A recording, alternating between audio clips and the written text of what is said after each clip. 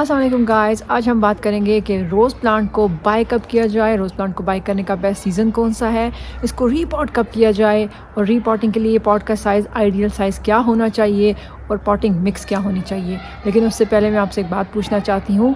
हमारे यहाँ तो बहुत सर्दी है, आप ज़रा कमेंट्स में बताइएगा कि आपके यहाँ सर्दी कितनी है। हमारा जो टेम्परेचर है वो तो बहुत डाउन है और इनके जितने भी हमारे जिस इलाके में हम रहते हैं पहाड़ हैं वो बर्फ़ से अटे हुए हैं। आप बताइएगा कि आपका टेम्परेचर कैसा है। तो अब बात करते हैं कि जो रोज़ प्लांट है उसको कब ख़रीदा जाए, कौन सा बेस्ट मौसम है जिसमें रोज़ प्लांट ख़रीदा जाए। तो आपने अगर रोज़ प्लांट ख़रीदना है और आपने देखा भी होगा कि जो लोकल नर्सरीज़ होती हैं उनमें दिसंबर, जनवरी, फरवरी और मार्च में जो रोज़ प्लांट है वो टॉप पे बिक रहा होता है, ठीक है। तो इन्हीं महीनों में आप नर्सरी से ख़रीद के लाते हैं। अब दिसंबर और जनवरी में जब आप उसको ख़रीद के लगाएंगे तो उसका लगाने का तरीक़ाकार, और जब आप फेब या मार्च में ख़रीदेंगे तो उसका तरीक़ाकार थोड़ा डिफरेंट होगा और वीडियो में मैं आगे चल के आपको बताती हूँ। लेकिन यही 4 महीने हैं, लोकल नर्सरीज़ पे भी इन्हीं महीनों में आपको रोज़ प्लांट जो है वो ज़्यादातर मिलता है। अदरवाइज़ जो है वो दूसरे महीनों में जो है वो इस्टेब्लिश्ड रोज़ का कोई प्लांट होगा जो बिल्कुल बड़े पॉट में लगा होगा, इस्टेब्लिश्ड रोज़ होगा, वो आपको मिलेगा। लेकिन इन 4 महीनों में ही आप ख़रीद सकते हैं, यही 4 बेहतरीन महीने हैं।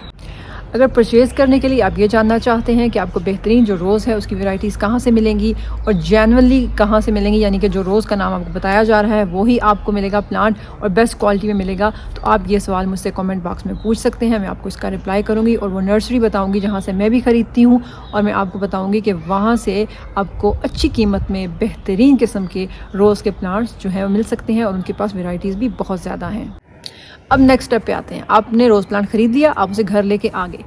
अब यहाँ पे 2 बातें हैं, या तो आप उस रोज़ प्लांट को किसी ज़मीन में लगाओगे, ज़मीन का मतलब है ग्राउंड में, यानी गमले में नहीं, ग्राउंड में लगाओगे। या दूसरी बात है आपके पास ग्राउंड अवेलेबल इतना ज़्यादा नहीं है तो आप जो है उसको किसी गमले में लगाओगे। मैं आपको बता रही हूँ कि आप ग्राउंड में लगाएंगे या आप पॉट में लगाएंगे।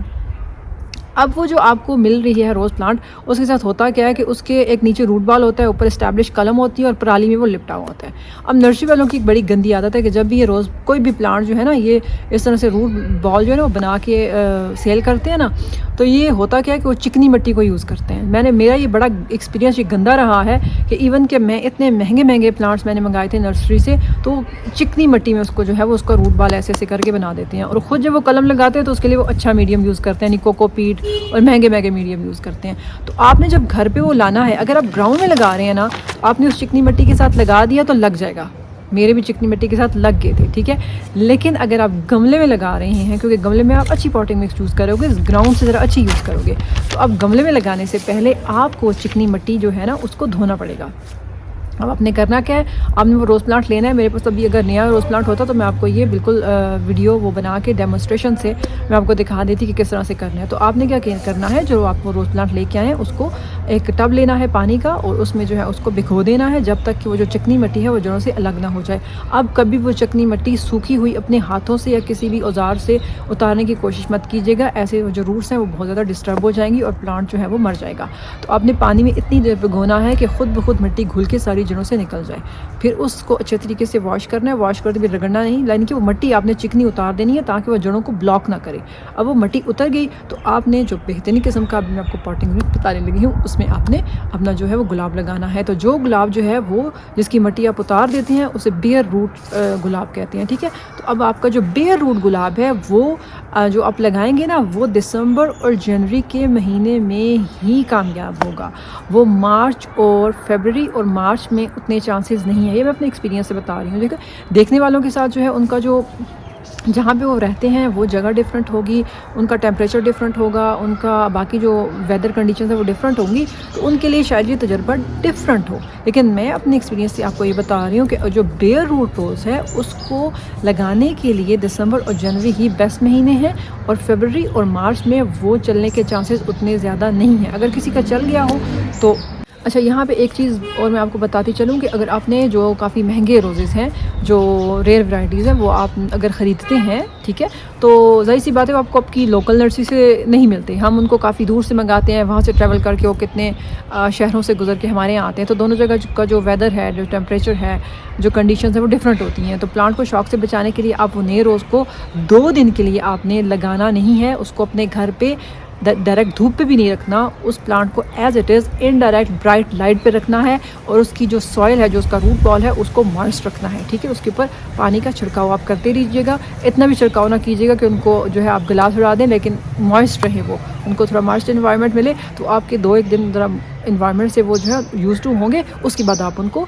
रीपॉट या ट्रांसप्लांट कीजिएगा। और इसलिए ये चीज़ें मुझे नर्सरी वाले ने बताई थी। जब मैंने प्लांट्स मंगाए थे तो उसने कहा था कि इनको एकदम से आपने ट्रांसप्लांट नहीं कर देना, आपने इनको 2 दिन अपने घर में रखना है, उसके बाद आपने ट्रांसप्लांट करना है।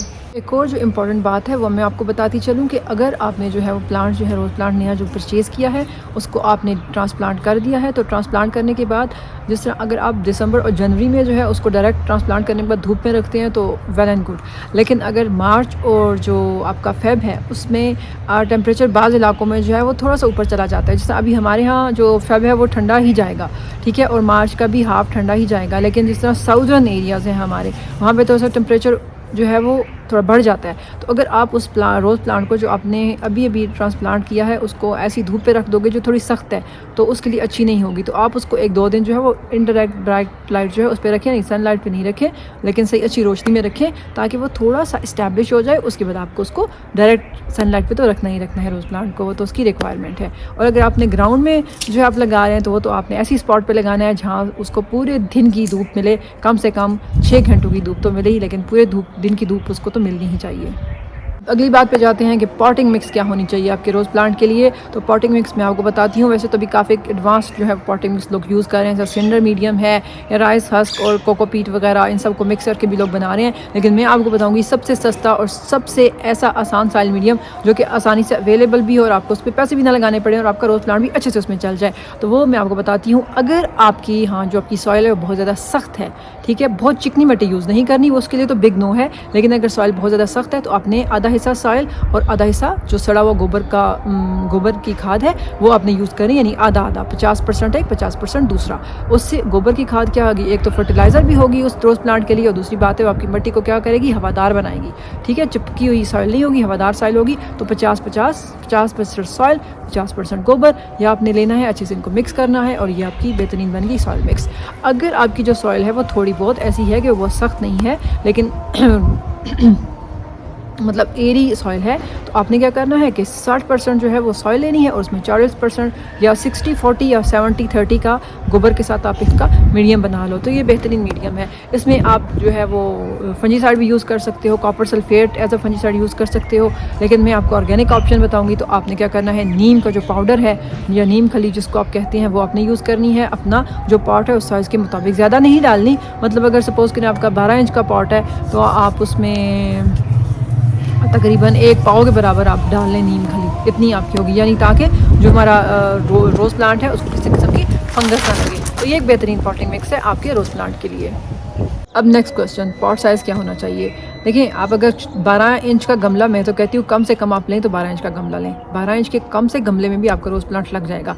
तो आप क्या फिर आप उसको छोटे गमला लेके हर साल उसको रीपॉट करते रहोगे और जो हर साल है उसकी जो रूट्स हैं उनकी प्रूनिंग करते रहोगे। तो आप 12 इंच का गमला लोगे ना तो आपके 2-1 साल गुजर जाएंगे आसानी से। तो आपकी रीपॉटिंग वाला जो बर्डन है ना वो ख़त्म हो जाएगा। रीपॉट बाद में आप कर लेना जब आपको लगे कि आपका रोज़ जो है वो काफ़ी जो है 12 इंच वाले पॉट से भी जो है अब जड़ें जो है वो ज़्यादा बढ़ गई हैं।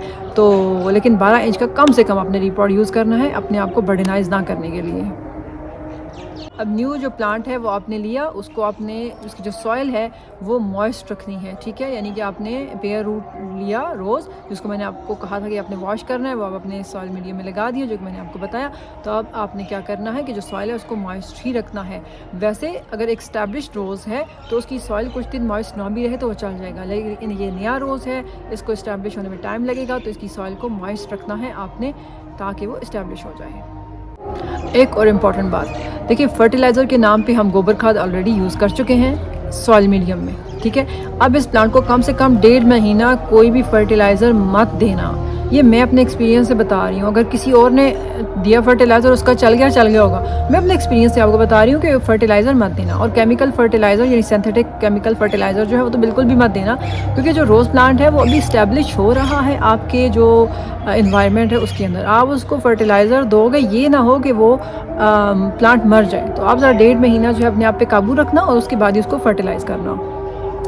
अब एक आखिरी क्वेश्चन का आंसर कि अगर आप अपने रोज़ प्लांट को रीपॉट करना चाहते हो, यानी आपके पास एक इस्टेब्लिश्ड रोज़ है और उसको एक नया पॉट देना चाहते हो, तो उसका बेहतरीन टाइम कौन सा है?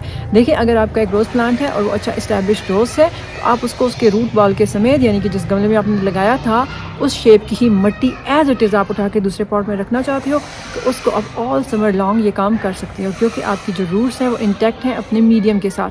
तो ऐसा प्लांट शॉक में जाने का कोई मुझे चांस लगता नहीं, क्योंकि मैंने ऐसे करके देखा था। मेरे पास बटन रोज़ था, वो मैंने जो है काफ़ी गर्मी में जो है उसको एज़ इट इज़ उसके रूट बॉल के साथ दूसरे पॉट में शिफ्ट किया था, तो वो बिल्कुल बेहतरीन रहा, उसको कोई मसला मसाइल नहीं आए। तो मेरे एक्सपीरियंस से आप वो ऑल समर लॉन्ग कर सकते हो, लेकिन उसको इस्टेब्लिश्ड रोज़ होना चाहिए और रूट बॉल उसके साथ होने चाहिए। ये उसकी 2 शराइत हैं।